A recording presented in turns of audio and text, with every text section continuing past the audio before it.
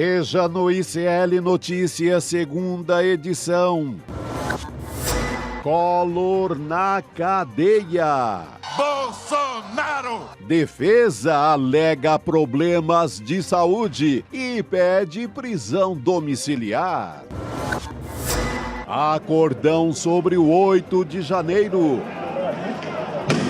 Avança no Congresso ideia de reduzir penas como alternativa para a anistia bolsonarista. Em queda. And the reverse is also true. Donald Trump chega a 100 dias de governo com desaprovação recorde entre norte-americanos.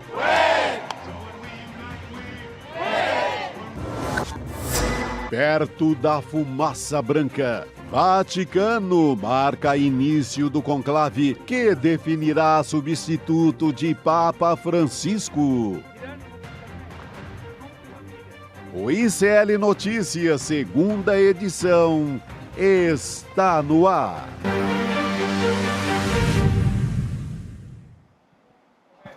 Olá, seja bem-vindo, seja bem-vinda ao ICL Notícias, segunda edição. Hoje é segunda-feira, dia 28 de abril de 2025 e nós estamos ao vivo pelos canais do ICL, do Eduardo Moreira, pela Pop TV do Rio Grande do Sul e também pelo canal A Voz Trabalhadora.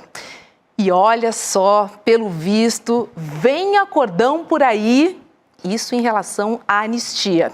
É que cresce no Congresso a ideia de reduzir penas para os executores de 8 de janeiro e aumentar para os mandantes.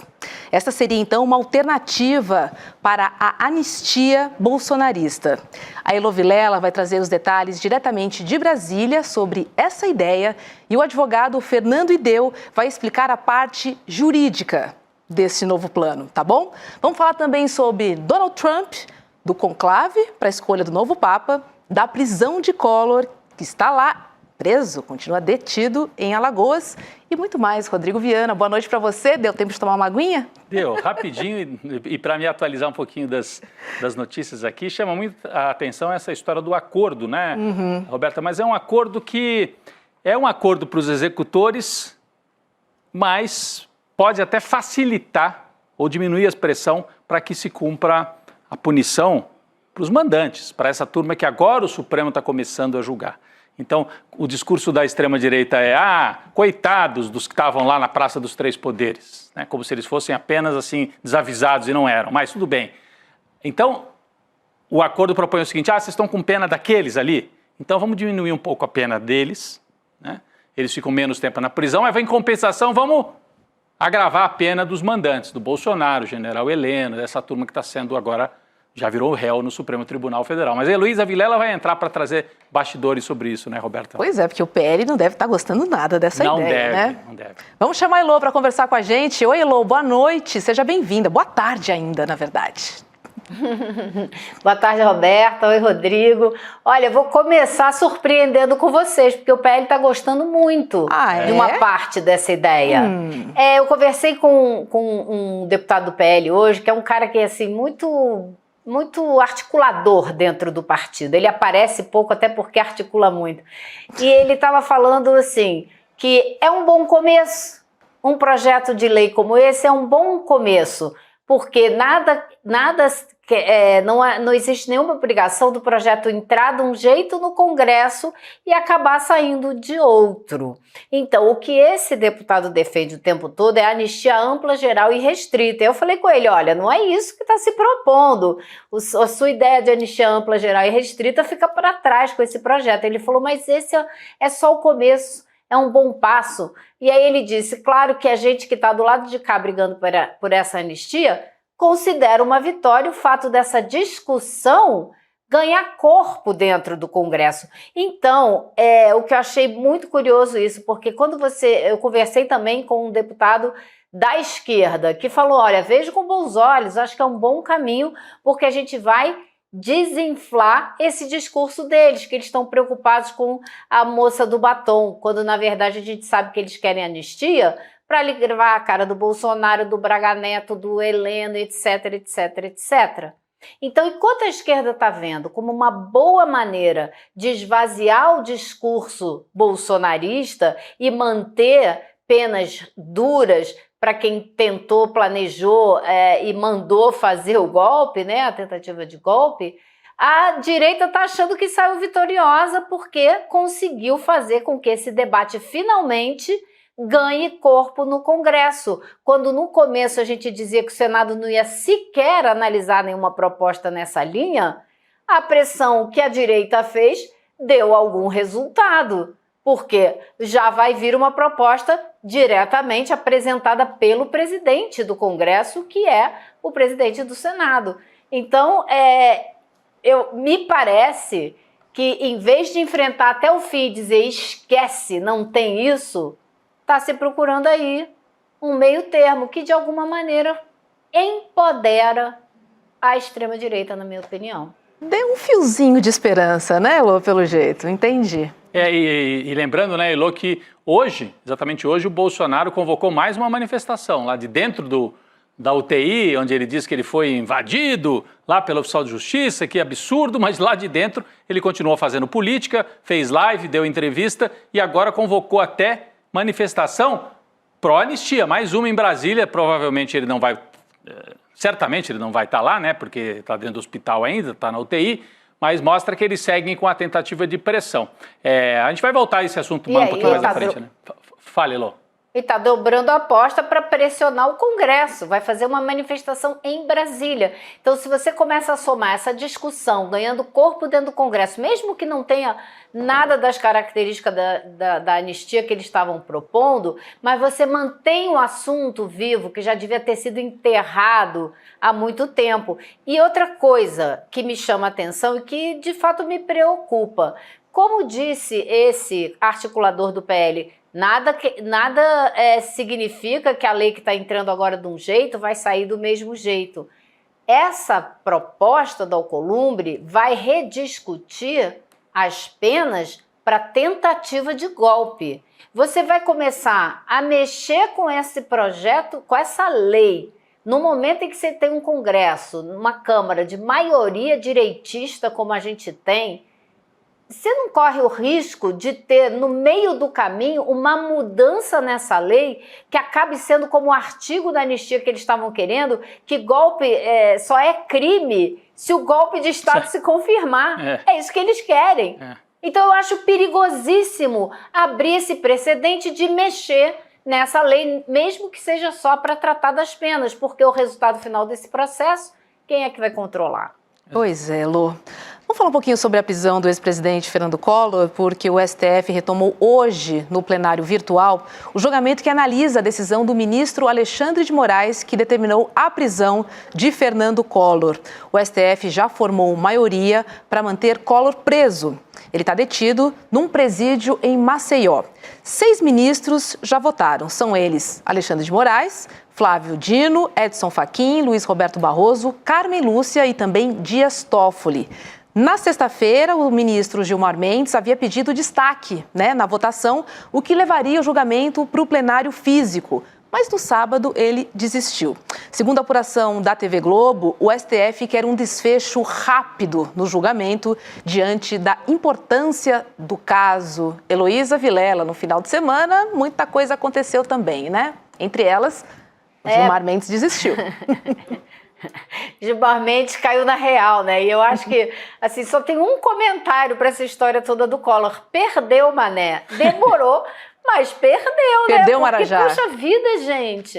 Perdeu o Marajá. Quantos anos para botar esse cara na cadeia? É impossível. Então, eu acho que, assim, eu não sei o que aconteceu, qual era a intenção do ministro Gilmar Mendes, mas eu acho que foi claramente um recuo para acabar rapidamente com essa novela, antes que vire uma novela, né, o Collor, e eu acho que não mobiliza mais ninguém tentar defender Collor, sabe? Não tem menor atração na sociedade, tá nem aí para ele. Então, é prender mesmo, fazer valer a lei, que já devia ter acontecido há pelo menos 2 décadas, né? E acho que o Collor vai ter, assim, começar a cumprir logo, para passar logo 1/6 da pena e poder progredir para a prisão domiciliar. Se é que não vai conseguir antes, né? Porque a tentativa dele, como a gente diz aqui no começo do programa, e a gente vinha dizendo desde de tarde, então, no ICL urgente, essa coisa, o advogado dele alegou que ele tem uma série de doenças, só que o Collor, Roberta, Elô e todos que nos acompanham,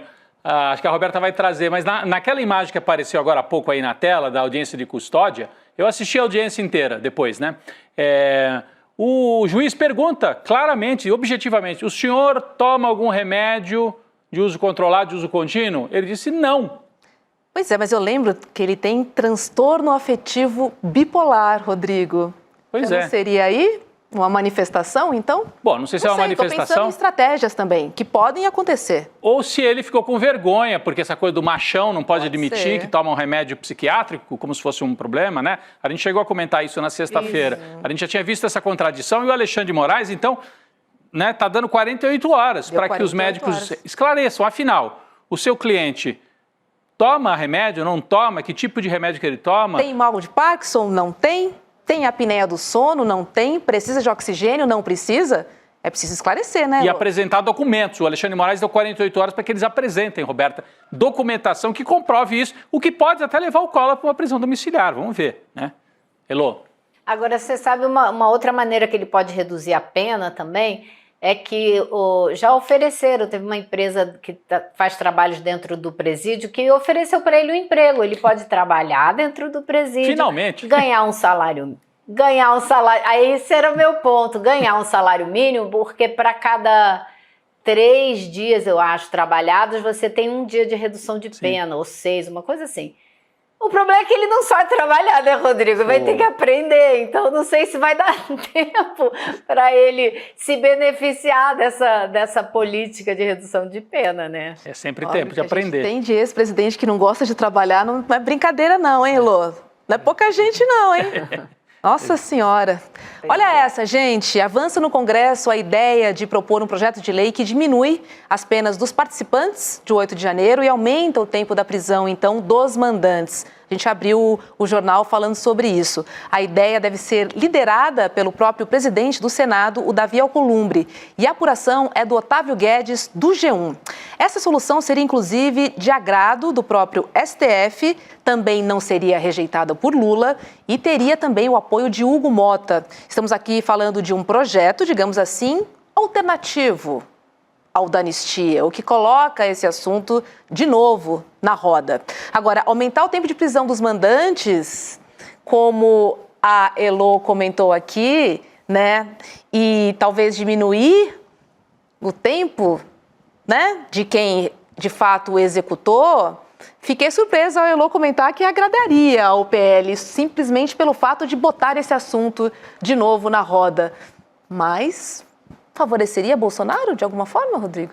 Eu não vejo, não sei, me parece que não. Me parece que é uma tentativa, pelo menos em tese, mas a Elô já apresentou aqui qual é o risco. O risco é a tese ser essa de você tira o discurso de que está perseguindo os pequenos, né? Mas o risco é entrar de um jeito e sair de outro lá durante o debate no Congresso Nacional. Só para fazer ressaltar um ponto, eu já passo para você, Elô, desculpa, que a lei, se ela mudar e diminuir, ela só pode diminuir pena, ela não poderia aumentar, até pode aumentar, mas não pode, tem que valer você não pode retroagir lei para prejudicar quem é réu. Então, você não poderia aumentar a pena agora, por exemplo, o Bolsonaro, isso não. Mas você poderia diminuir a pena dos executores, né? Para os mandantes seria o que já está valendo na lei hoje. Elô, diga. Exatamente, é isso, assim, é você tornar a lei ainda mais rígida para quem no futuro tentar organizar, planejar um golpe de Estado. Então não vale para Bolsonaro, Helena, etc, mas valeria para qualquer pessoa que tente dar um golpe de Estado no futuro, é exatamente isso. Agora, a maneira de reduzir a pena para quem já foi julgado, você pode fazer 2 coisas. Uma, você mexe na lei, que hoje coloca 8 a 12 anos de cadeia, né? A abolição violenta do Estado Democrático de Direito são 8 anos. Golpe de Estado são 12. Você pode diminuir um pouco essas penas, ou outra forma é você não acumular. Então, você ser condenado só por tentativa de golpe de Estado e não por abolição violenta do Estado Democrático de Direito ou vice-versa. Então, dessa maneira, você reduz a pena de muita gente que está lá. E aí você mexer nessa, você ter que cumprir só 1/6 ou 2/3 da pena, o que for, né? Assim você pode também reduzir o tempo de cadeia. Então, eu acho que isso tem muito claramente um entendimento, porque pelo que o próprio ministro Barroso, presidente do Supremo, disse numa entrevista que ele deu ao Globo no fim de semana, ele fala: anistia não cabe discutir, porque o que foi feito no 8 de janeiro, o que se planejou para se fazer é imperdoável.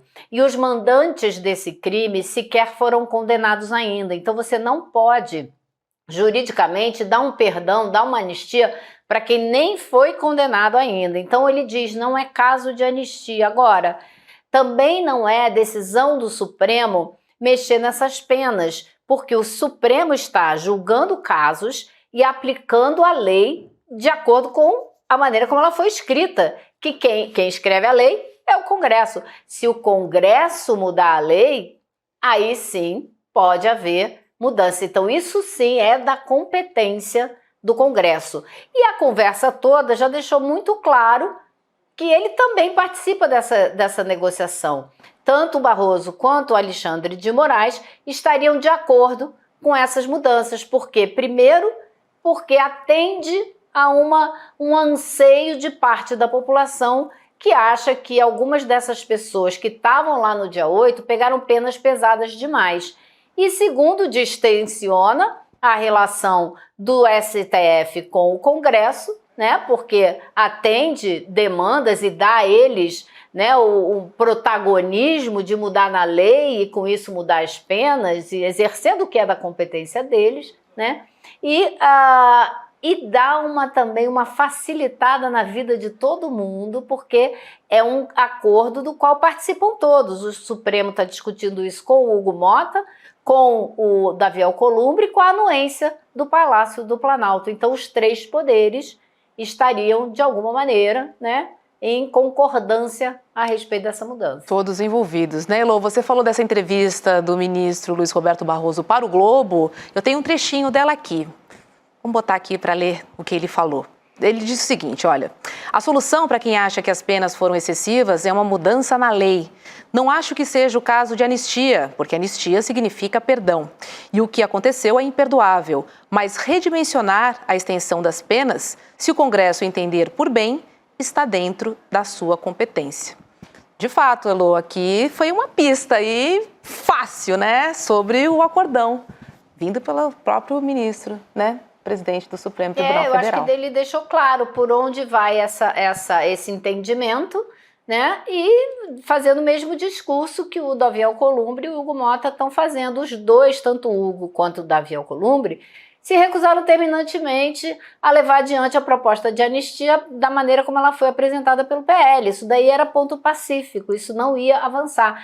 Então, se o PL agora acha, né, vantajoso discutir essa proposta do Alcolumbre, mesmo que não seja exatamente o que eles estão querendo, isso também já vai facilitar o trabalho dentro da Câmara dos Deputados, onde eles estavam ameaçando atrapalhar os trabalhos ainda mais, fazer mais pressão e etc, né? Então, eu acho que facilita a vida de todo mundo, inclusive do próprio Hugo Mota, que sai desse imbróglio como um bom negociador que está tentando atender alguns anseios de um lado, de outro, conversando com o Alcolumbre, os dois jogando muito juntos, né? Então acho que tem toda essa vantagem para quem está começando, né, como presidente da Câmara, um presidente jovem e com o primeiro mandato. Acho que para ele também acaba sendo ponto positivo. Vamos falar um pouquinho sobre a fraude no INSS, porque hoje 6 centrais sindicais divulgaram uma nota em apoio a Frei Chico, o irmão mais velho de Lula, que se viu envolvido, principalmente pela imprensa, é bom que se diga isso, no escândalo das fraudes no INSS.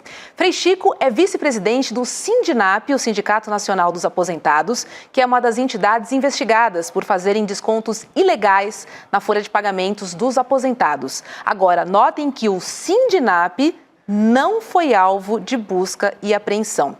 O diretor-geral da Polícia Federal, o Andrei Rodrigues, inclusive disse para a Elô, a gente mostrou aqui na sexta-feira, em entrevista, que Frei Chico não é alvo da Polícia Federal.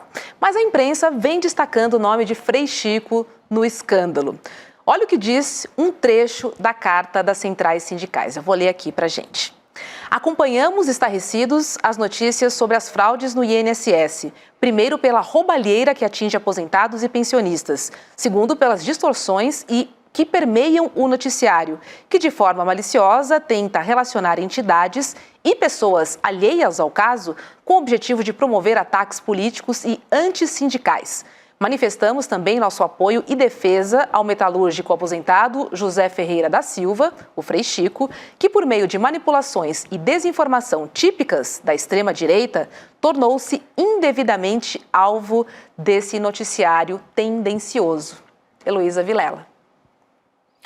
Tendencioso é pouco, né? Mas é impressionante, né? No primeiro dia já vieram as matérias, as manchetes, tentando tornar o caso um problema com uma pessoa que não tem nada a ver com o caso. E digo mais, a CGU fez essa investigação toda e no meio do ano passado entregou um relatório para o INSS a respeito do que tinha sido levantado na apuração e nessa investigação. E esse relatório, esse problema, foi abordado numa reunião da diretoria do INSS, onde a advogada do Sindinap, a advogada do sindicato do qual o irmão do presidente Lula faz parte, foi a única pessoa que levantou a questão e disse: a gente precisa discutir esse assunto é sério. E o assunto não foi discutido e na reunião seguinte também não. Então, além do mais, a advogada do sindicato é que trouxe esse problema para a direção, para ser discutido no comitê do INSS, para a gente ver o absurdo que é tentar transformar o problema dessa fraude, que é um problema grave, sério, de proporções ainda não conhecidas, e é isso uma grande preocupação do governo hoje, porque ninguém sabe o tamanho desse rombo, né? E tentar transformar isso numa discussão política com um sindicato que não é o alvo dessa investigação nem de longe, né? A grande maioria dos investigados, onde já foi encontrado dinheiro, joias, quadras, etc., são organizações que surgiram nos últimos anos, durante o governo Temer e o governo Bolsonaro, e fizeram esses acordos enquanto esses governos estavam vigentes. Então tem muita coisa para ser analisada, mas se tem uma coisa que não precisa ser analisada nessa história, é o papel do irmão do presidente Lula, que não tem nada a ver com essa investigação até o momento. E olha só, Rodrigo, a oposição já se mobiliza na Câmara para colher assinaturas em favor de uma CPI para investigar a fraude no INSS. E amanhã o ministro Carlos Lupe vai falar em duas comissões no Congresso. Uma na Câmara, sobre a Previdência, e outra no Senado, sobre a transparência. A transparência é o que estamos buscando aí, né, Rodrigo? E há uma tentativa, essa CPI no ICL urgente, a gente até trouxe aqui, que o marqueteiro do bolsonarismo, o Duda Lima, né, até já elaborou um nome para essa CPI. Ele tem até um nome que é a CPI contra o roubo dos aposentados. Então é uma tentativa de fazer uma marketagem aí para levantar a possibilidade de desgastar o governo Lula. Vamos lembrar, eu comentava isso um pouco mais cedo, Elô, que o bolsonarismo, enquanto estava falando de economia, estava conseguindo desgastar o governo, até porque havia questões concretas. Aumento de preço de comida, tudo isso não era invenção, era fato. Juntaram com aquela história do Pix, que ali sim foi uma manipulação, e conseguiram reduzir a popularidade do Lula. Deixaram de falar nisso, deixaram de falar em economia, começaram a falar em anistia sem parar, o Lula conseguiu fôlego e se recuperou.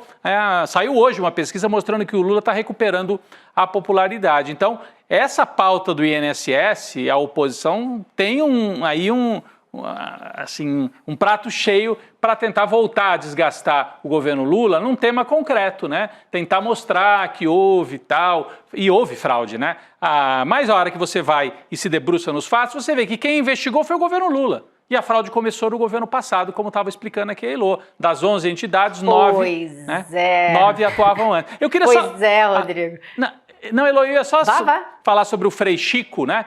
Ele não é apenas o irmão do Lula. Ele é o irmão que trouxe o Lula para o sindicato e para a política. O Lula, todo mundo acho que conhece essa história, não gostava muito de política quando era jovem. Tinha aquela coisa, política não é para mim e tal. E o irmão dele era um militante mais velho, era um militante de esquerda, formado no antigo Partidão e tal. E foi convencendo o Lula, você precisa ir para o sindicato, vem para o sindicato, vamos debater, vamos participar de assembleia. Então, ele era o irmão mais politizado, curioso isso, né, Roberto? Muito. O irmão mais velho que trouxe o Lula, falou, vem cá, vou te ensinar. E aí ensinou o Lula a entrar na militância política. Então, atacar o Frei Chico é atacar diretamente o Lula, é evidente. Assim como atacar agora o Lupe é uma tentativa de desgastar o Lula no momento em que ele começa a recuperar a popularidade, né, Elô? Acho que a Elô queria complementar sobre isso. Vai lá, Elô. Eu queria falar algumas coisas. Por exemplo, vocês se lembram quem é que foi quem capitaneou a formação, a criação da CPMI do 8 de janeiro? Foi a direita. E quem é que se deu muito mal com a CPMI do 8 de janeiro? Foi a direita. É verdade. E a gente tem a possibilidade de ver exatamente a mesma coisa com essa fraude do INSS. Eles tentarem fazer uma CPI na Câmara e o maior culpado vai ser o governo passado e o governo do Temer. Então eu acho que eles deviam tomar cuidado e talvez seja muito bom até que saia essa CPI. Só não vai ser bom porque muda o assunto, o Congresso precisa discutir isenção para quem ganha até 5 mil, tem outros temas mais importantes. Agora, eu acho, Rodrigo, que o Lupe é um prato feito para a oposição, né? Porque é um nome difícil, não é uma pessoa conhecida por já ter tido envolvimentos com situações complicadas no passado.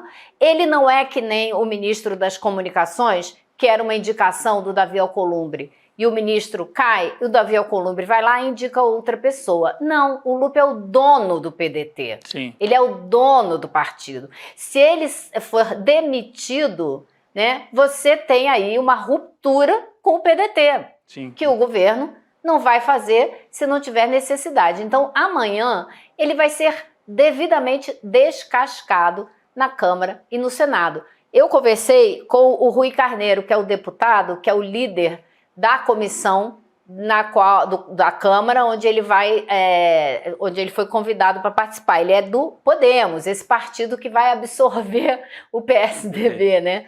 E ele estava no avião e ele me disse o seguinte, foi feito o convite, ele aceitou, ele podia agora recusar, porque esse convite é antigo, ele podia arranjar uma desculpa e dizer que não podia ir. Aí o deputado, o Rui Carneiro, disse para mim o seguinte, ele confirmou, eu acho que ele está bastante seguro.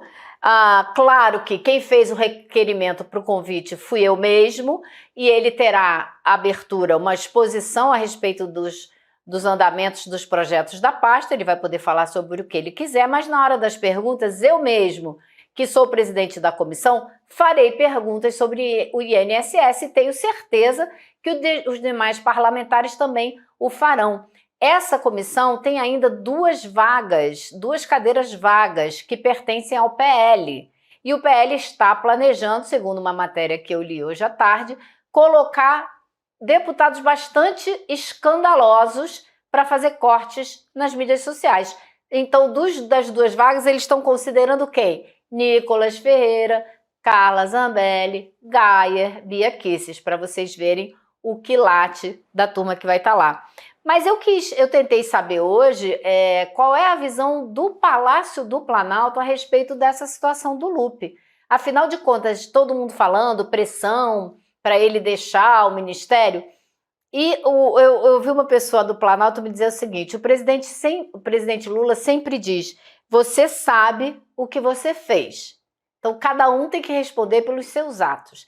E, por enquanto, não existe nenhuma indicação da Polícia Federal ou da CGU que o ministro Lupe estivesse, de alguma maneira, envolvido nessas fraudes.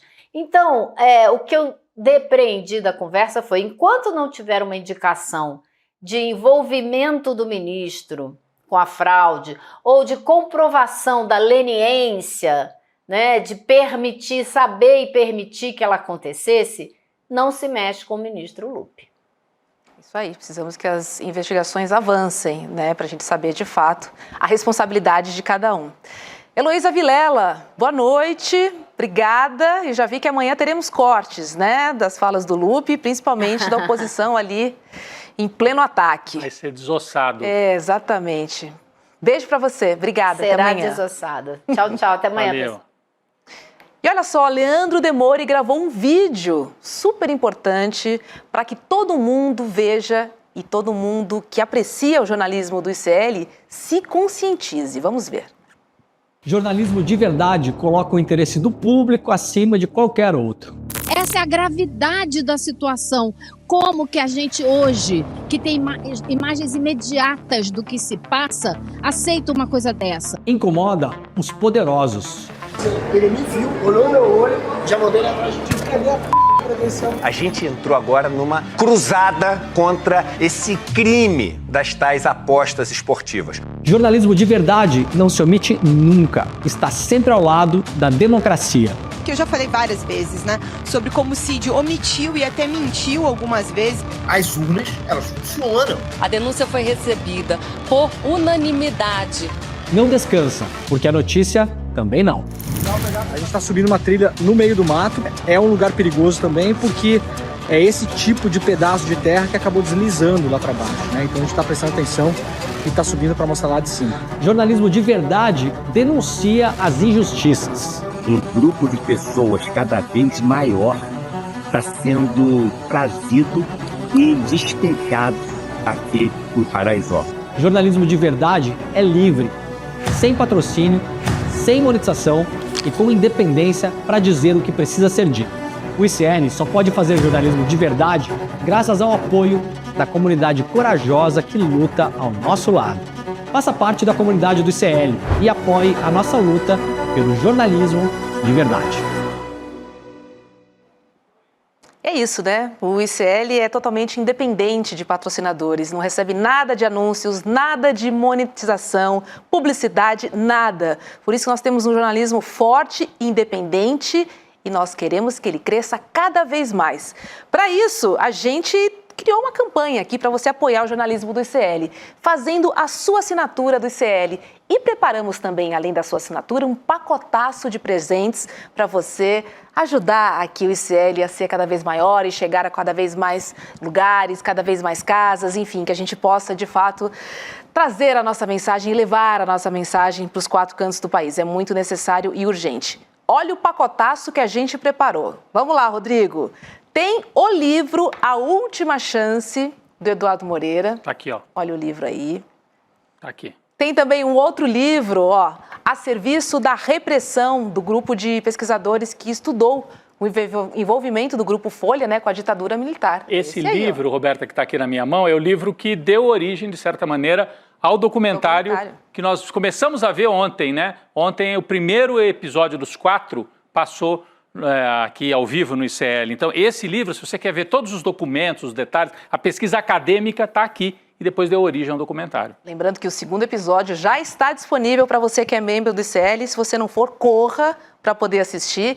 Tem também uma coleção de ímãs, Ditadura Nunca Mais, para você colocar na sua geladeira. Eu adoro, a minha geladeira é cheia de ímã. Olha aí. Olha lá, são 3 bem legais. Olha, A Vida Presta, Ainda Estou Aqui, Ditadura Nunca Mais. Tem também o certificado digital de membro solidário e este pôster ali, ó. Pôster, esse aqui. Anistia é golpe, que o Leandro Demore já falou que é dele, né? E que, evidentemente, vem sem a moldura. A moldura. Né? Então, como é que a gente ia mandar pelo correio isso aqui, né? Não tem como. Aí vai sem a moldura.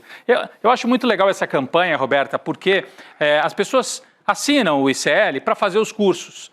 Mas mesmo que você não queira fazer os cursos, você assina para que o jornalismo do ICL possa ser cada vez mais forte. Então, assinar, você tem o bônus de fazer os cursos. Ah, não tenho tempo. Tá, deixa lá. Uma hora você vai ter tempo de fazer o curso. Enquanto isso, você ajuda a crescer cada vez mais o jornalismo, com novos programas, né? E uma equipe cada vez maior e mais forte. É verdade. Agora, duvido que a CineCL não vai fazer nenhum curso. São mais de 330 cursos, pois é. Mais de 7 idiomas, um monte de curso legal para todo mundo na sua casa. Lembrando que você pode compartilhar a sua senha. Então, aproveite, corre lá em icln2.com.br e fortaleça o nosso jornalismo, fortaleça o ICL. Vamos chamar agora o Dr. Fernando Ideu para participar conosco aqui do N2. Ele já está por aí? Olá, boa noite.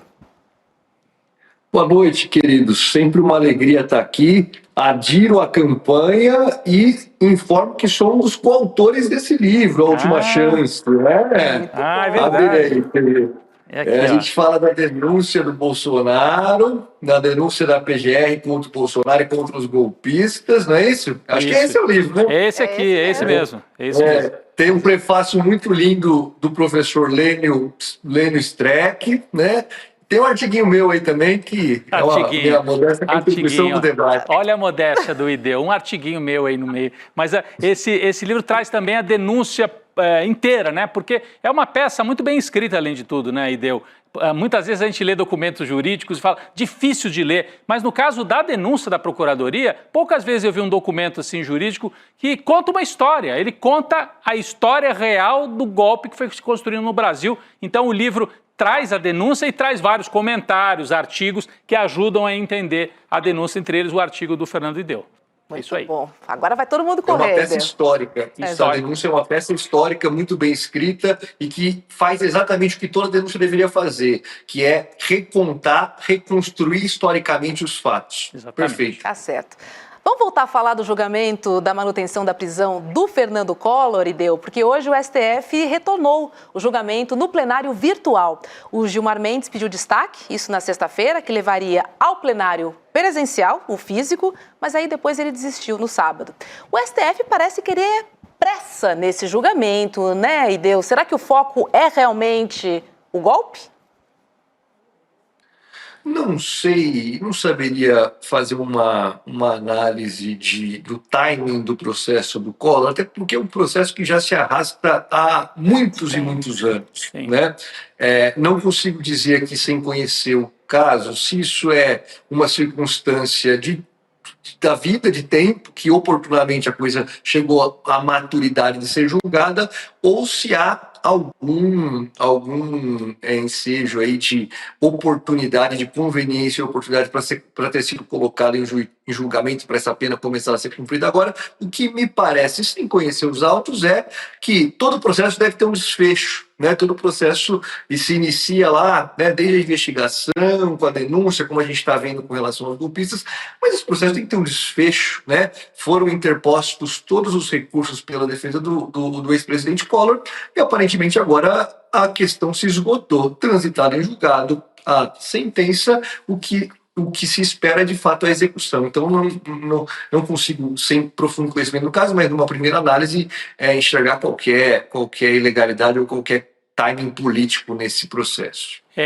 A gente vê assim, né, aí os jornalistas falando como é o caso que puxa a fila, né? O Collor puxando a fila e depois nesta fila, daqui a alguns meses, quem sabe, estará nessa fila o Jair Bolsonaro, na fila que leva para a prisão. Agora, só para concluir esse caso do Collor, né, Fernando Ideu, a defesa está tentando levar para a prisão domiciliar, já que não consegue reverter mais a condenação, alegou comorbidades, doenças, que ele tem, que ele é bipolar, Parkinson, que ele tem Parkinson, etc.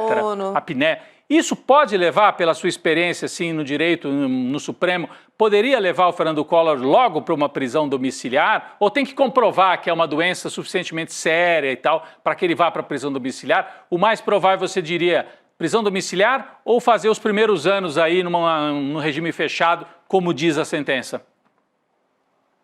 Pois a lei prevê a possibilidade de conversão do regime fechado em regime domiciliar para doentes graves. né?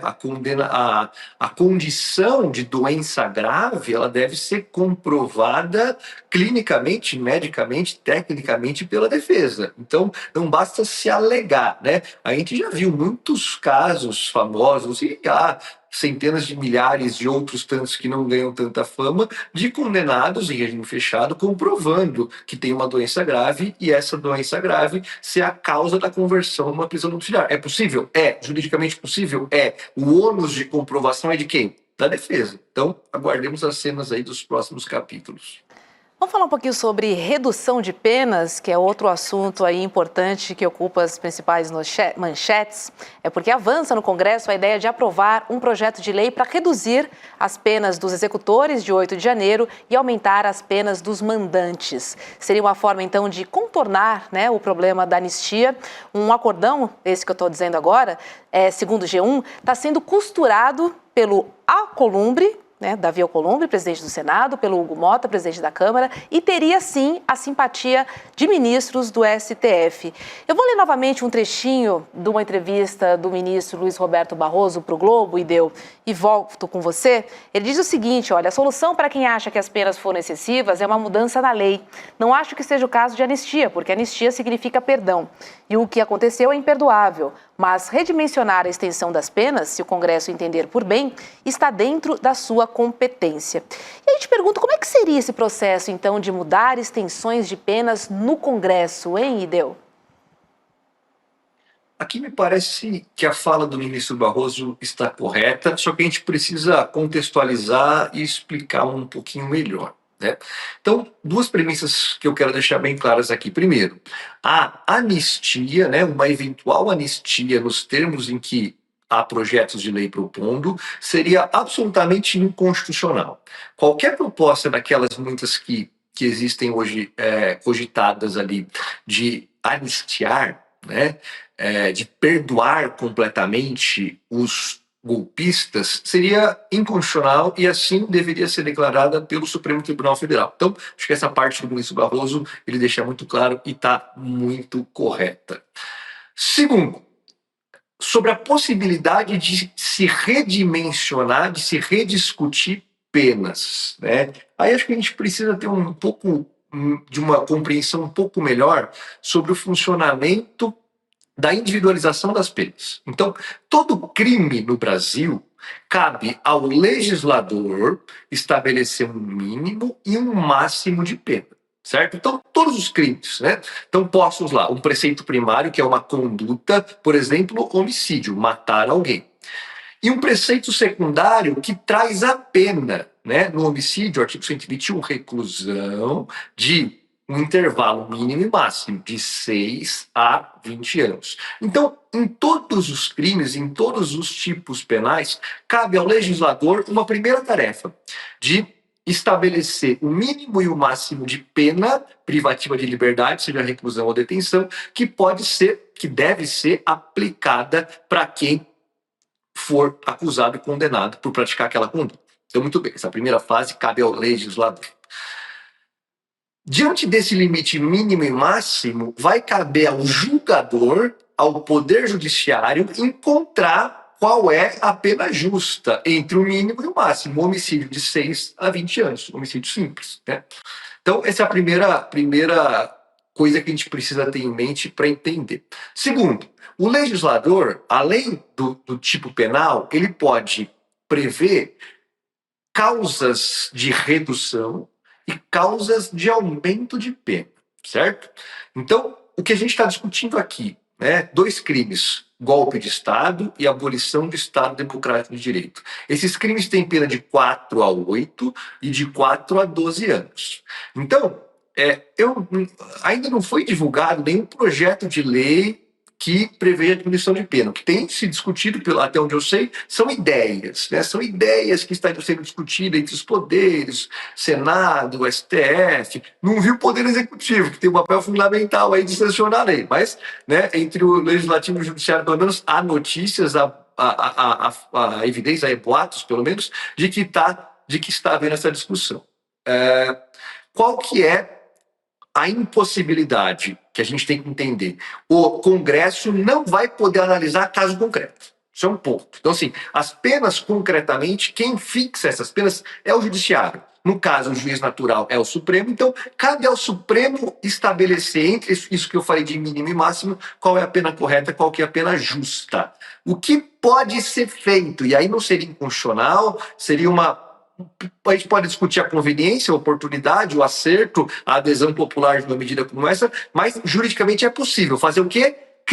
O legislador criar uma causa de diminuição de pena e uma causa de aumento de pena. Só que aí vai valer para todo mundo, certo?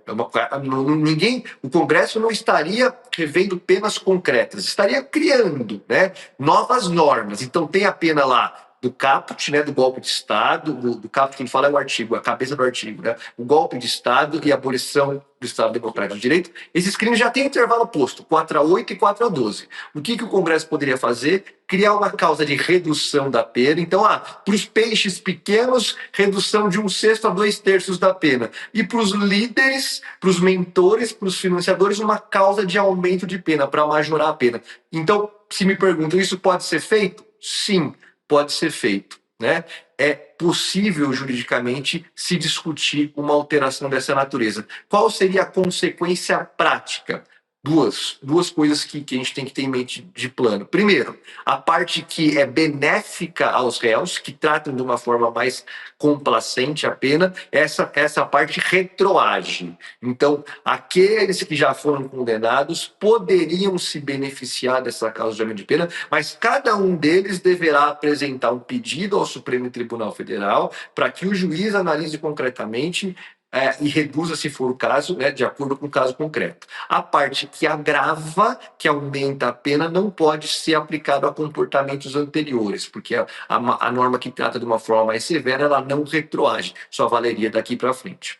Muito bem, a explicação do Fernando de Deu, eu tentei explicar mais cedo, mas ele explicou muito melhor, né? Quer dizer, uma mudança na lei retroage para, eventualmente, beneficiar o réu, né? Mas não para prejudicar o réu. Então, esse aumento eventual de pena ou da maneira de cumprir a pena não seria, por exemplo, para quem já é réu. No caso, vou falar, o Bolsonaro, o general Heleno e tal. Você poderia criar penas maiores para casos futuros, para os mentores de golpes de Estado. Para os atuais, né, valeriam as penas que já estão lá e que são suficientes, no meu entendimento, acho que de muita gente, para você punir se o Supremo for no caminho de punir, como parece que é mesmo. Eu queria só retomar aqui para quem está nos acompanhando, Fernando e Deu, trazer aqui concretamente, né, os condenados pelos ataques aos 3 poderes foram condenados por 5 crimes, nem todos, né? Mas os que tiveram as penas maiores, que chegaram até 14, 15, 16, 17 anos de prisão, por causa de 5 crimes, né?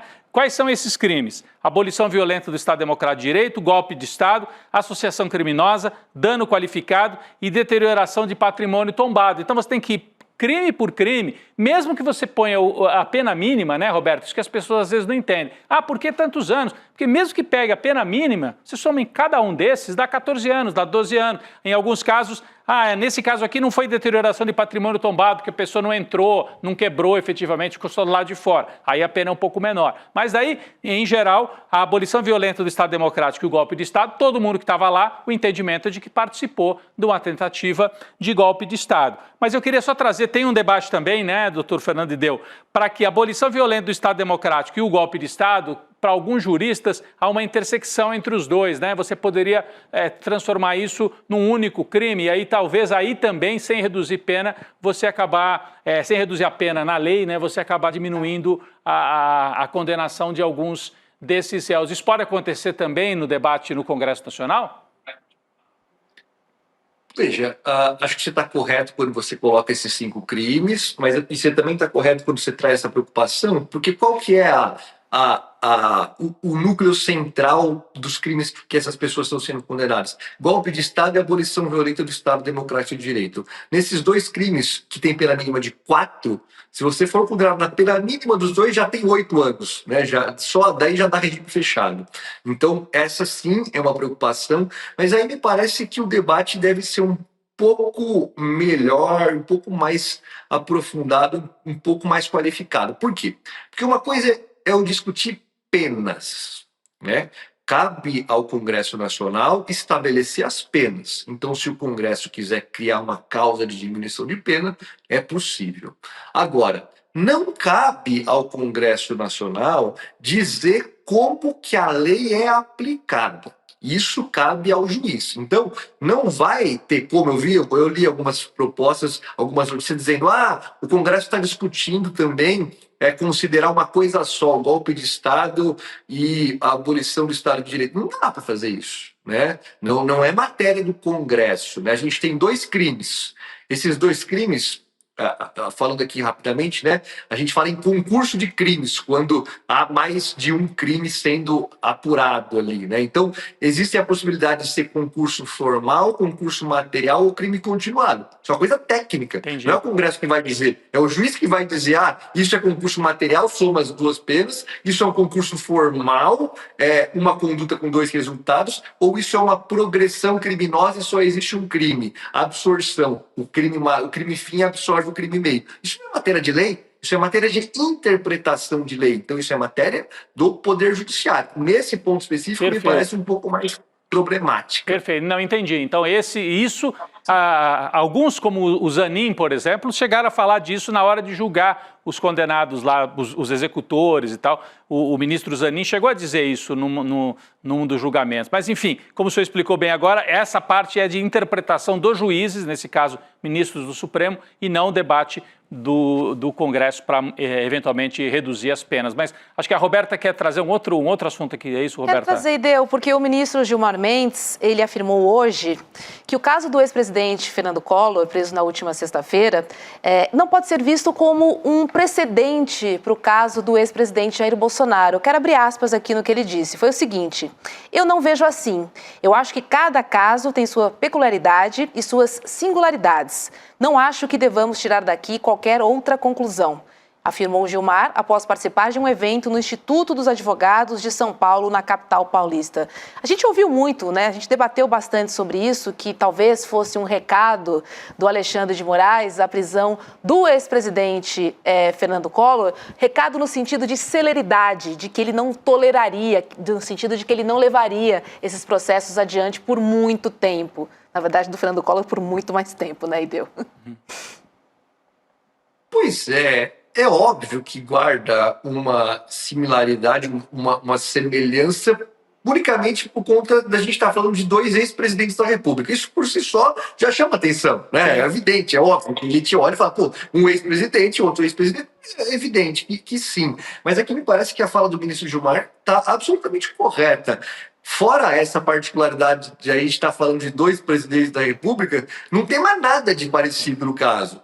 A natureza do crime é outra, as circunstâncias de tempo são outras, as circunstâncias do caso concreto são absolutamente distintas, os comportamentos que estão sendo julgados são absolutamente distintos, as posturas dos réus são absolutamente distintas. Então, aqui me parece que é inevitável que a gente faça uma aproximação quando os 2 ex-presidentes estão sendo julgados. Mas, em relação aos casos em si, as matérias em si, me parece muito correta a conclusão do ministro Gilmar. Tá certo. Vamos aguardar. Collor continua preso e a gente segue acompanhando aí os desdobramentos da tentativa de golpe de Estado também. Fernando Ideu, obrigada e uma ótima noite para você. Obrigado, sempre um prazer estar aqui com vocês. Obrigado, Ideu. Interessante, né? Muita gente viu um recado aí, né, claro, Rodrigo? Sim. Porque, enfim, a gente começa, né, a entender, porque parte do mesmo relator, Alexandre de Moraes, né, a decisão. Ele estabelece um precedente, estabelece uma regra, né? Porque na justiça isso vale muito também, né? A jurisprudência, como é que você lida com o caso de um ex-presidente preso? Transitou em julgado, então agora cumpre a pena, não cumpre a pena. A defesa do Collor estava naquela tentativa de protelar, né? Recursos, embargos infringentes, embargos declaratórios, embargos não sei o quê. Aí chegou uma hora que o Alexandre de Moraes falou, agora chega, cumpra-se a pena. Aí ele decide, e enquanto o plenário não acompanha a decisão dele, vale a decisão do relator. Então, na hora de execução da pena, vai valer essa mesma regra, me parece, né? Depois que houver a condenação, o relator pode dizer, agora acabaram os recursos, cumpra-se. Né? E aí começa a valer o cumprimento da pena. Não dá para esperar 3 décadas novamente. Não dá. Não tem como. Olha, vamos falar sobre Donald Trump, porque o presidente estadunidense completa amanhã 100 dias à frente da Casa Branca. Mas apesar do número redondo, ele tem pouca coisa para comemorar. O republicano é o presidente com a pior avaliação na história dos Estados Unidos, levando em conta os 100 primeiros dias de governo. O Instituto Ipsos, em parceria com o jornal Washington Post e o canal ABC News, mostra que Trump é aprovado por 39% dos entrevistados. Sua desaprovação é de 55%.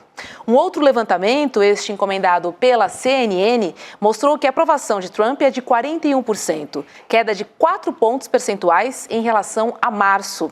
Os principais temas que têm influenciado a queda de popularidade do presidente são a economia, a guerra tarifária contra a China e a inflação no mercado interno dos Estados Unidos. Apesar dos números negativos, Trump não parece muito preocupado com a avaliação, não. Em entrevista à rede The Atlantic, ele disse que manda nos Estados Unidos e também no mundo. Vamos ver exatamente o que ele disse. Abre aspas aí. No primeiro mandato, eu tinha 2 coisas para fazer: mandar no país e sobreviver. Eu tinha todo esse povo desonesto comigo. Agora, nesta segunda vez, eu mando no país e no mundo, Rodrigo. É para a gente tentar interpretar aí, né? O que ele quer dizer? Eu tinha todo esse povo desonesto comigo.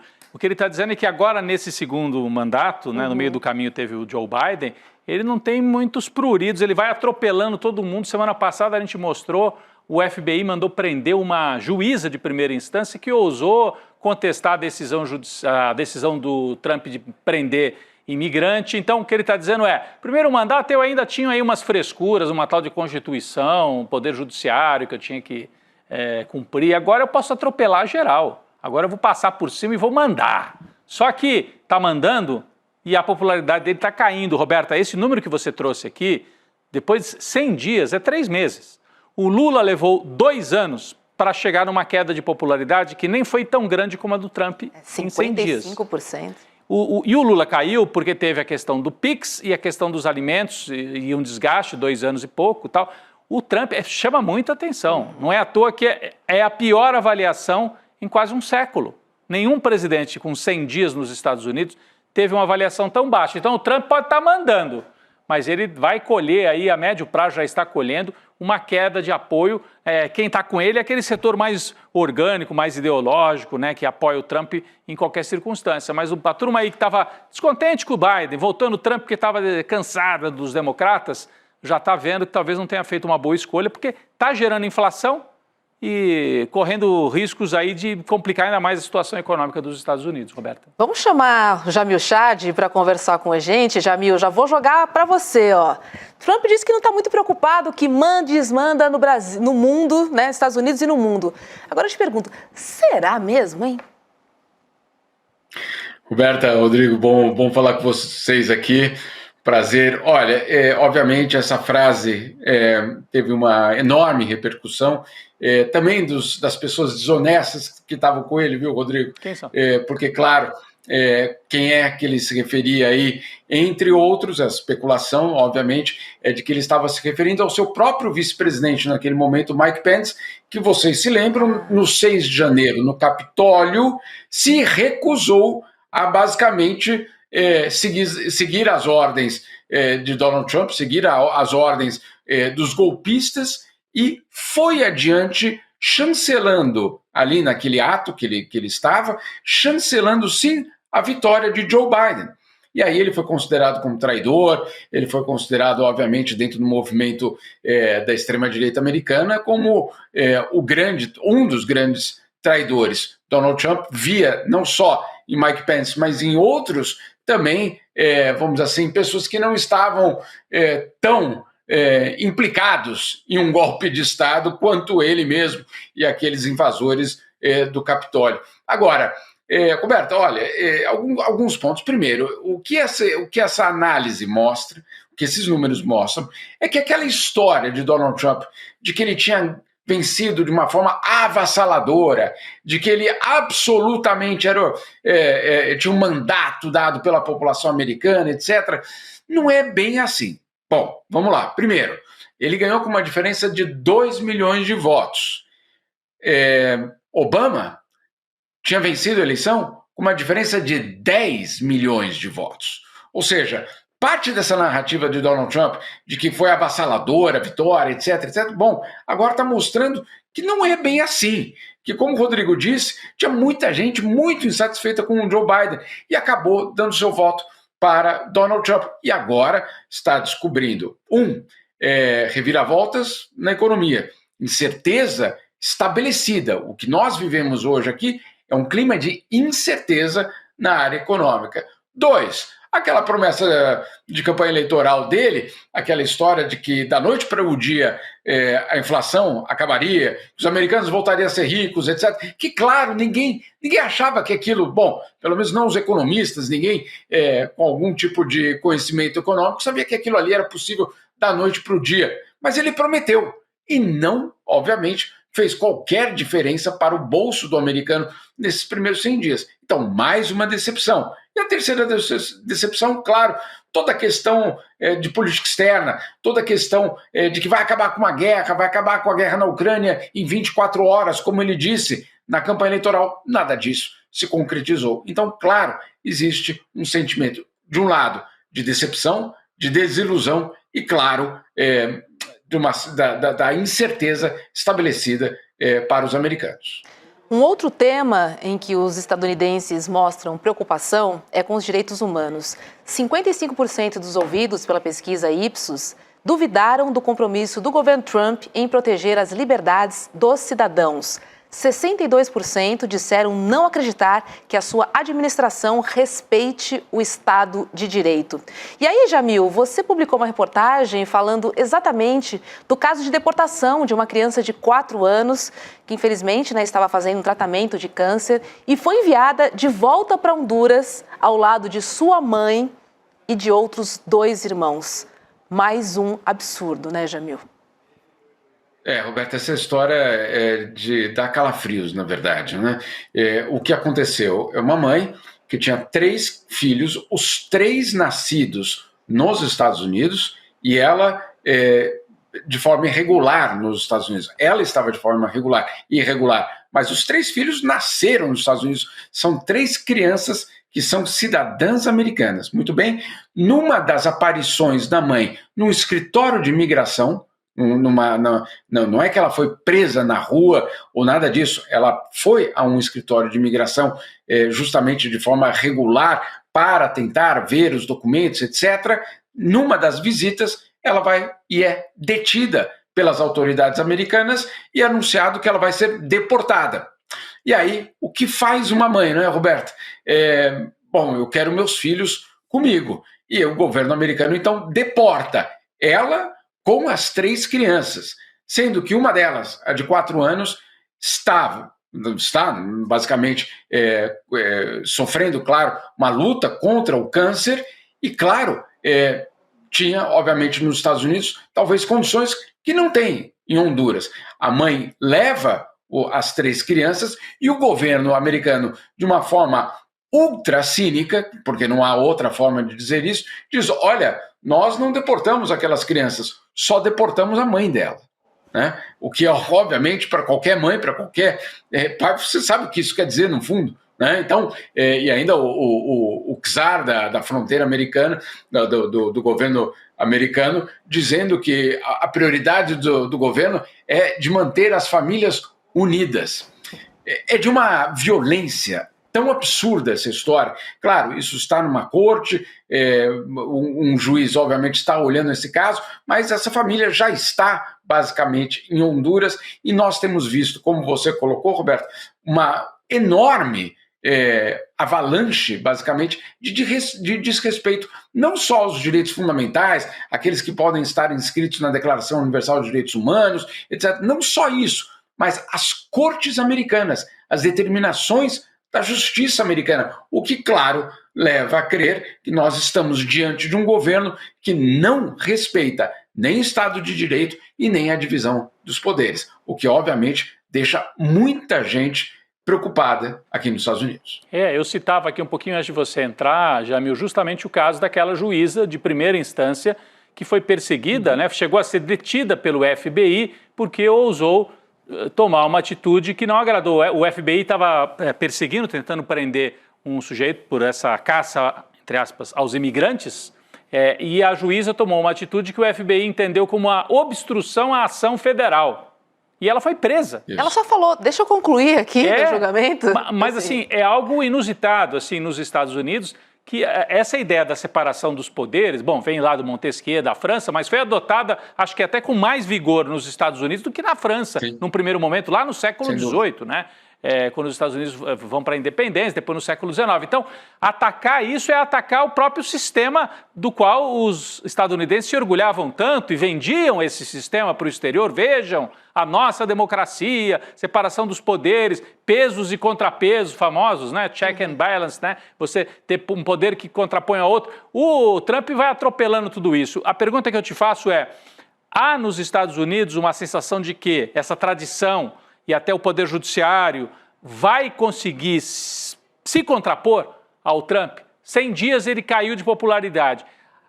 Vai ter força suficiente para dizer não vamos aceitar e vamos fazer valer o que diz a Constituição? Ou ele está com poder para atropelar e desmontar realmente o sistema legal dos Estados Unidos? Rodrigo, eu tenho visto cada vez mais esses poderes, esses juízes federais, mesmo locais, grupos da sociedade civil e até, por exemplo, universidades que antes não estavam reagindo, começando a finalmente reagir. Né? Ainda é tímido, ainda é insuficiente, ainda não está, vamos assim, no mesmo nível da ofensiva que está sendo realizada por Donald Trump, mas eu tenho sim visto alguns sinais extremamente positivos. Eu também ouvi, durante o dia de hoje, que essa pesquisa mostrando que a popularidade de Donald Trump caiu, inclusive deu força para aqueles que, obviamente, estavam em dúvida se eu deveria ou não resistir. Não é resistir porque eu não concordo, é resistir porque as atitudes são ilegais, são inconstitucionais. Não se trata aqui de falar, não, eu não concordo com essa visão de mundo. Não, não é essa a questão. Eu não concordo ou eu não posso concordar com uma violação do Estado de Direito. Você citou esse caso dessa juíza que foi absolutamente impressionante, porque o que ela fez? Ela exigiu que as autoridades que estavam deportando um mexicano apresentassem basicamente um mandato, né, de deportação. E eles falam, não, só tem um mandato administrativo. Ela falou, bom, pois bem, não é suficiente. Né? O que ela basicamente fez foi seguir as leis. Mas como, claro, no caso de Donald Trump, isso atrapalha, isso é visto como um obstáculo, e aquilo tudo aconteceu com ela. Lembrando que tanto Donald Trump como Elon Musk e outros no governo americano, inclusive o J.D. Vance, sugeriram um impeachment de juízes, sugeriram que esses juízes não tenham mandato para bloquear Donald Trump. Tem sim, claro que tem. Eles têm um mandato de respeitar e proteger a Constituição americana. E aí, claro, não é um mandato eleitoral, bom, é um mandato da própria Constituição americana que cria, como você colocou, Rodrigo, esses poderes para preservar o quê? A república e a democracia. É por isso que eles existem. Então, obviamente, nós estamos numa situação dramática, porque você tem do outro lado um governo que fala frases como essa, eu controlo o mundo, eu domino o mundo, eu tenho poder, quando, na verdade, o que está acontecendo é um atropelamento impressionante das leis. Vamos só aí lembrar um imigrante deportado para El Salvador por engano. Uma juíza presa por, obviamente, não aceitar a deportação de um mexicano. Agora, uma criança de 4 anos de idade fazendo tratamento de câncer, deportado porque a sua mãe, obviamente, foi deportada por estar de forma irregular. Até o governo americano soltou uma nota, Rodrigo, que eu fico perguntando quem é que escreve essas notas, né? Porque, por exemplo, nesse comunicado, ela diz o seguinte: bom, a outra opção, e nós demos essa opção, é que a mãe deixasse a criança com alguém que ela indicasse nos Estados Unidos e fosse deportada para Honduras. Ou essa pessoa nunca foi mãe né? Ou a questão da maternidade tem outro conceito, eventualmente, na extrema-direita. E Jamil Chad, o conclave vem aí, né? Com a morte do Papa Francisco, o Vaticano enfrenta nos próximos dias mais um longo processo de escolha do seu novo representante máximo do Vaticano. A Igreja Católica definiu que o conclave começa no dia 7 de maio com 135 cardeais votantes, sendo 7 deles brasileiros. E aí, Jamil, você publicou uma coluna mostrando que os Estados Unidos tentaram interferir em conclaves durante a Guerra Fria para evitar a escolha de um papa mais progressista. Queria que você contasse um pouco mais para a gente essa história. E aí eu te pergunto, tentaram interferir ou interferiram de fato? Olha, é uma excelente pergunta, Roberto, pelo seguinte, né? Nós temos aquela imagem muito solene dos cardeais entrando basicamente na Capela Sistina. Isso vai acontecer no dia 7 de maio, né? Já está estabelecida a data, então é quando os cardeais entram cantando, inclusive é um cântico que apela, que chama o Espírito Santo para ajudá-los a escolher o próximo Papa. É uma convocação ao Espírito Santo que eles cantam ao entrar. Eles entram, as portas vão começando a se fechar e o decano, que no caso já sabemos que vai ser, não no caso o decano, mas o cardeal que vai liderar a organização basicamente do conclave, então ele fala, todos fora, ou seja, nenhum tipo de influência externa mais por aqui. Muito bem, essa é a parte oficial, né, Roberta?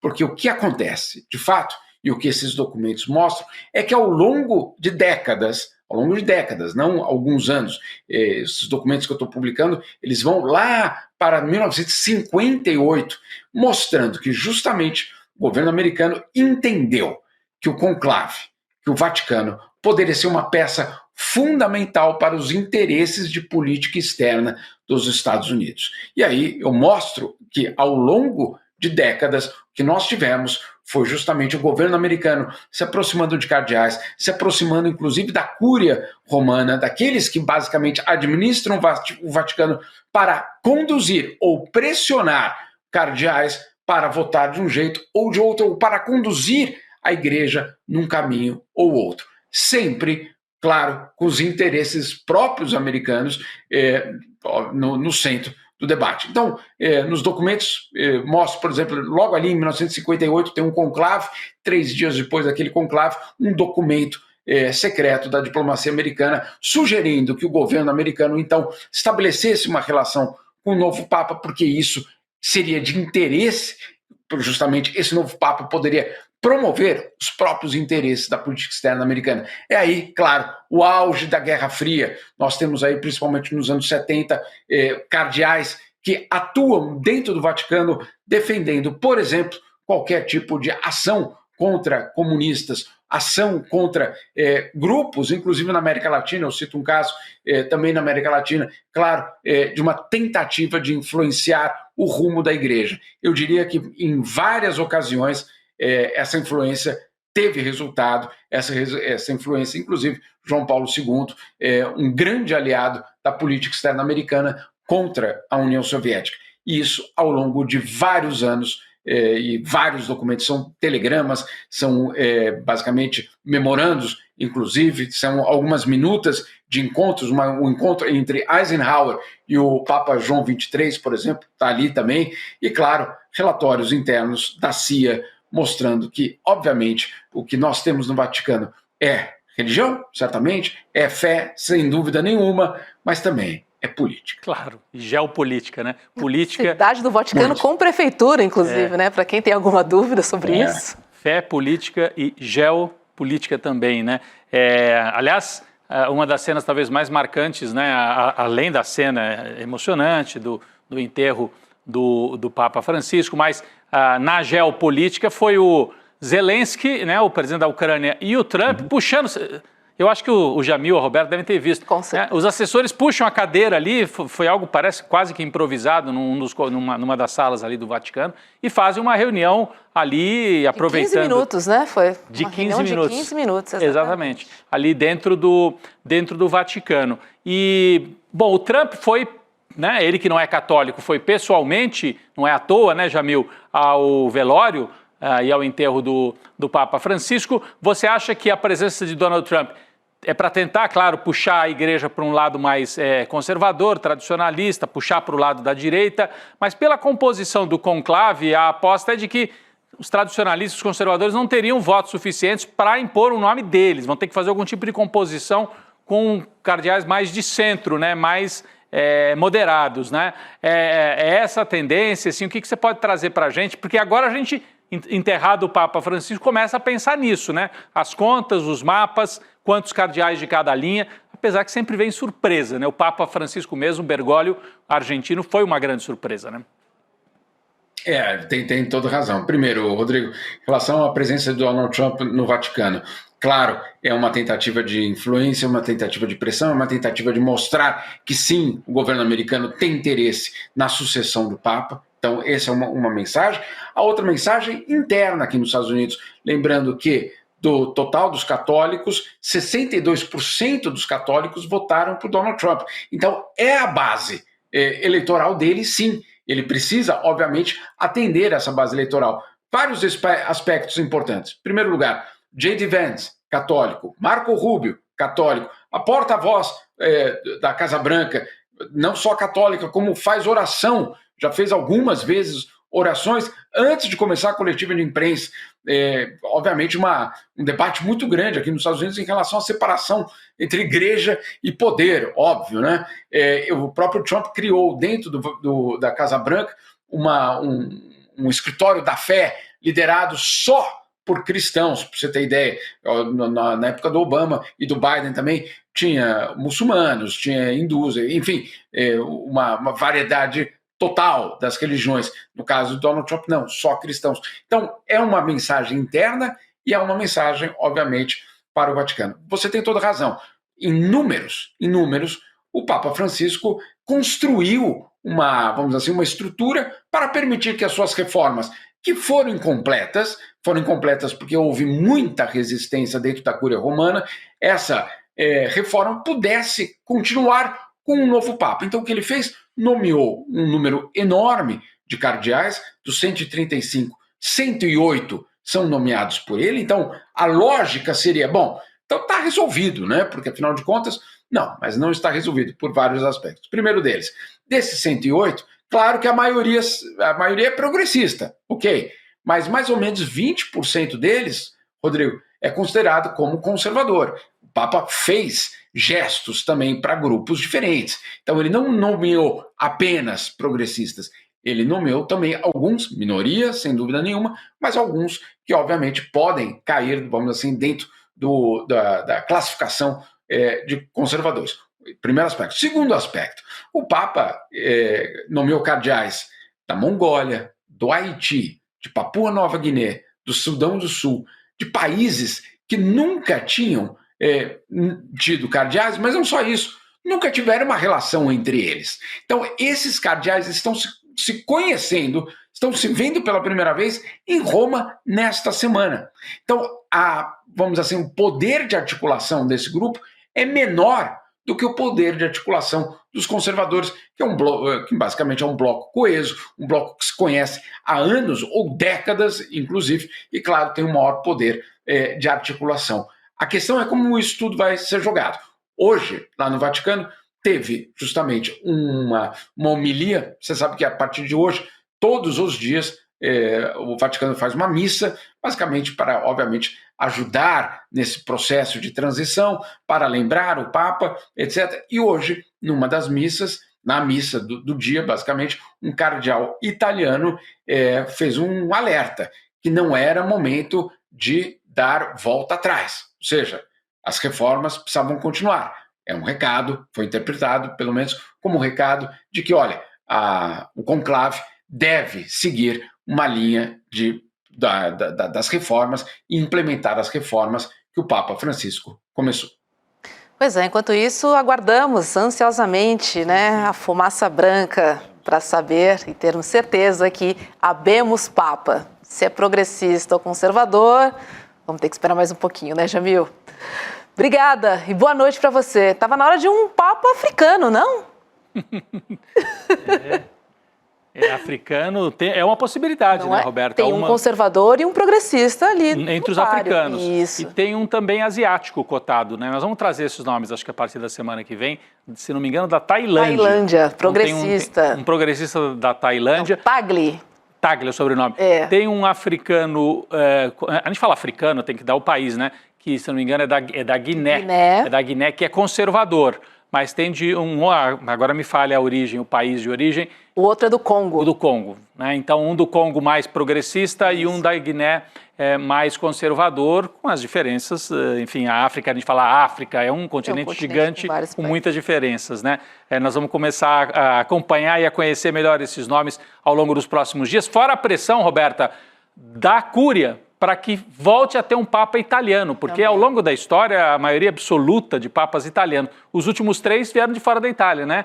O João Paulo II é polonês, depois um alemão, Bento XVI, e por último um argentino. Então os italianos, a Cúria, se mobilizando para que seja conservador, seja progressista, que venha dessa vez ali da Itália, porque os italianos estão há muitos anos sem um Papa, né? Sem dirigir a igreja. Roberta. Você falou sobre a popularidade do presidente Lula. Eu quero trazer os números aqui. Temos os números, né? Porque foi uma pesquisa Atlas Intel, realizada em parceria com a Bloomberg, e foi divulgada hoje, né? Que aponta a desaprovação do presidente Lula, que ela recuou pela primeira vez desde dezembro do ano passado. O índice negativo caiu de 53,6% para 50,1%. Enquanto isso, a aprovação subiu de 44,9% para 46,1%.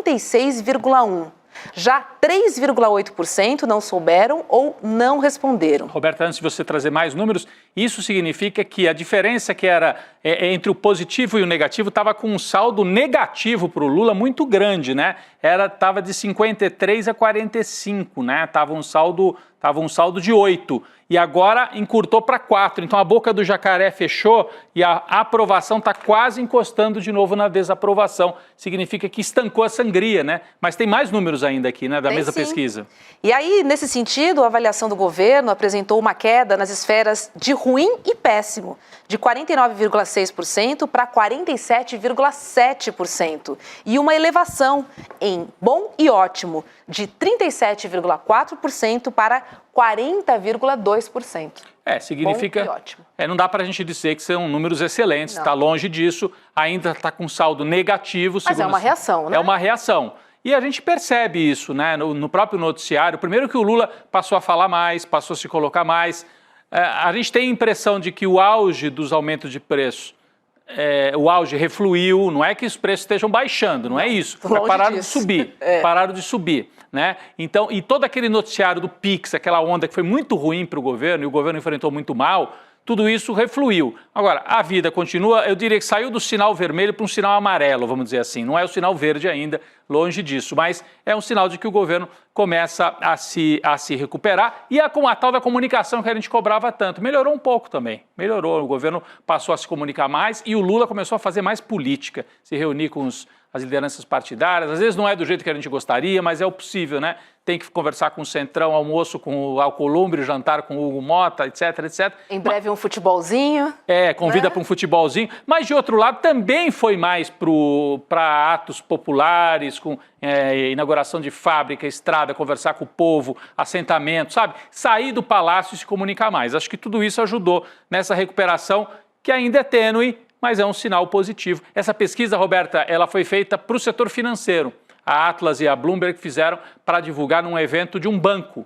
E a gente conseguiu obter esses números, né? Acabaram saindo aí através das agências de notícias que cobrem a área financeira, né? É uma reação tímida, mas ainda assim é uma reação que a gente tem que ficar de olho, é importante. Exatamente. E olha só, hoje às 19h, coladinho no N2, tem Chico Pinheiro entrevista e ele conversa com o teólogo Faustino Teixeira. Ele é doutor em teologia e referência no diálogo entre religiões. E aí Faustino fala sobre espiritualidade, mística comparada e os caminhos de paz em tempos de extremismos.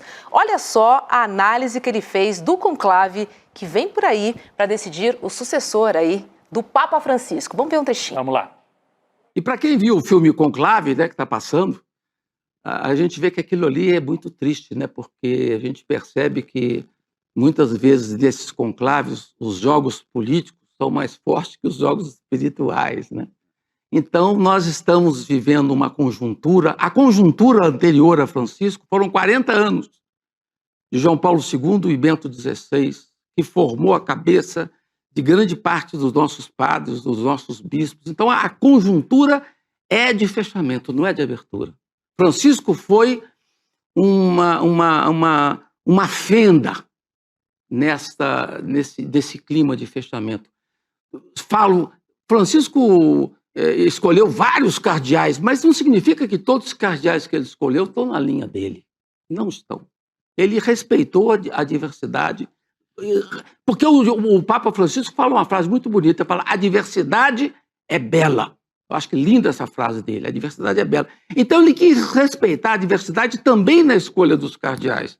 Então nós temos hoje um colégio cardinalício que não é tão favorável à continuidade de Francisco, infelizmente.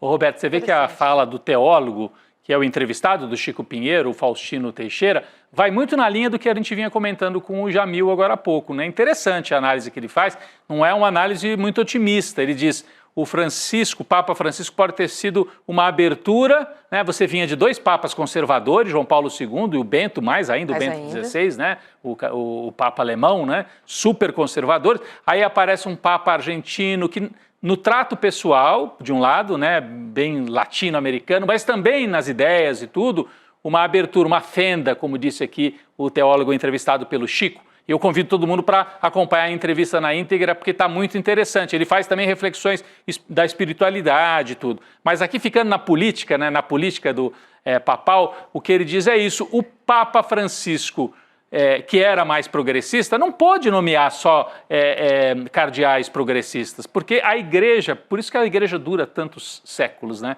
Porque ela dá conta, ela conversa com amplitude. Se ela se fechar muito, ela perde capacidade de dialogar lá na base. E já vem perdendo, tem muita dificuldade na América Latina, o avanço dos evangelhos, mas o Papa, então, nomeou muitos nomes, mas fez um balanço, ele não botou maioria absoluta de progressistas. Se ele era a favor da diversidade, faz muito sentido ele ter respeitou a pluralidade também, né? Que é o que diz também o teólogo, né? Eu achei um trecho muito, muito legal assim da entrevista e convida a gente realmente para esta conversa, né, do Chico Pinheiro, muito feliz, né, o momento, né, de fazer essa reflexão. Repito, um pouco sobre a política do Vaticano, mas muito também sobre a ideia de espiritualidade da igreja e tudo. E o Chico conhece muito disso, o Chico Pinheiro, então é um papo muito interessante. E depois que a gente assiste o filme, né, Conclave, sensacional o filme. A gente consegue imaginar um pouco mais o que acontece ali, né? E os embates políticos. Papa, exatamente, né? É um micro-universo, mas nem por isso ele deixa de replicar o grande universo. Exato. É sobre isso. Os homens com as suas fraquezas e alguma grandiosidade às vezes, mas muito com as fraquezas, refletindo a disputa de forças que vem de fora. Até outsider tem, Rodrigo. É verdade. Então... não vamos contar tudo, porque tem gente que não assistiu o filme, que tem um final surpreendente e vale a pena ser assistido. Então não perca, coladinho no N2 agora tem Chico Pinheiro Entrevista. Lembrando que você pode participar do grupo de WhatsApp exclusivo do CP, né? Para você também receber o link da transmissão do programa. E também outros conteúdos exclusivíssimos. Corre lá no icl.com.br/Chico. Lá você também tem acesso a conteúdos, né? Como eu contei aqui. E você vai saber, antes de todo mundo, olha só, antecipadamente, quem é o convidado do próximo programa do CP. Então eu te convido a participar do Zap Zap do Chico, ó, icl.com.br/Chico. Certo? É isso aí, Roberta. Finalizamos por aqui? Valeu mais uma vez, Roberta. Obrigada, Rodrigo. Obrigada a você. Obrigada, comunidade. Obrigada pela sua companhia. E amanhã estamos de volta aqui no N2. Beijo para todo mundo. Tchau, tchau. Amanhã. Jornalismo de verdade coloca o interesse do público acima de qualquer outro. Essa é a gravidade da situação. Como que a gente hoje, que tem imagens imediatas do que se passa, aceita uma coisa dessa? Incomoda os poderosos. Ele me viu, olhou no meu olho, já mandou ele atrás de ti, cadê a prevenção? A gente entrou agora numa cruzada contra esse crime das tais apostas esportivas. Jornalismo de verdade não se omite nunca, está sempre ao lado da democracia. Que eu já falei várias vezes, né, sobre como o Cid omitiu e até mentiu algumas vezes. As urnas, elas funcionam. A denúncia foi recebida por unanimidade. Não descansa, porque a notícia também não. A gente está subindo uma trilha no meio do mato, é um lugar perigoso também, porque é esse tipo de pedaço de terra que acabou deslizando lá para baixo, né? Então a gente está prestando atenção e está subindo para mostrar lá de cima. Jornalismo de verdade denuncia as injustiças. Um grupo de pessoas cada vez maior está sendo trazido e despejado aqui no Paraisópolis. Jornalismo de verdade é livre, sem patrocínio, sem monetização e com independência para dizer o que precisa ser dito. O ICN só pode fazer jornalismo de verdade graças ao apoio da comunidade corajosa que luta ao nosso lado. Faça parte da comunidade do ICL e apoie a nossa luta pelo jornalismo de verdade.